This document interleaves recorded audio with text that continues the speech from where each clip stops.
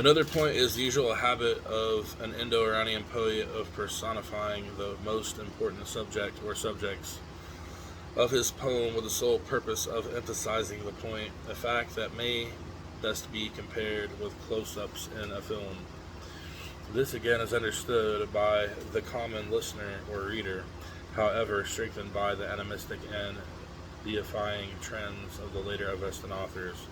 It too has provided a chance for many scholars to construct a pantheon of deities out of the Gothic abstractions. Hardly one has ever seriously considered that member of a pantheon must have a myth backing and projecting them. None of the Gothic abstractions later turned into Metrosphentus and Yazdas has a myth to support its deification, animation, or even personification. I have capitalized Gothic abstracts when they are personified because of their importance, otherwise not. The translation, in an easy reading with a poetic touch, is as accurate as my understanding goes, and the consultations with other translations have helped. It forms the core of the book, a straight reading. It may be recited as a prayer, taken as a guide to an ever better life, or studied and understood as a philosophy. The gist, sometimes with an explanation at the end of the songs in Appendix 1 helps to make it more understandable. Appendix 2 explains the Gothic abstractions so as to make it clear what really righteousness, good mind, dominion, serenity, and other terms mean. The Gathas are by right an independent entity, and were so in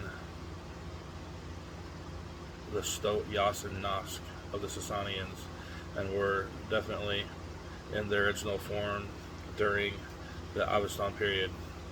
I have numbered the songs as they stand and have departed from the conventional practice of specifying them by their yasna numbers. Yet to help some of the readers, I have given the yasna equivalents in Appendix 3. Moreover, traditionally each song is known by the first two or more words with which the song begins. In addition, the traditional names, I have given my own title to each of the songs to project the main subject of the discourse. All these points represent the Gathas as coherent parts of a single body, the thought-provoking message of Asho Zarathustra, the text in the Gothic dialect of the opposite pages of the larger edition is for those who, like me, derive a divine pleasure by reciting the songs in their original form. It has, in addition to the Gathas, the supplements of the Gathic dialect.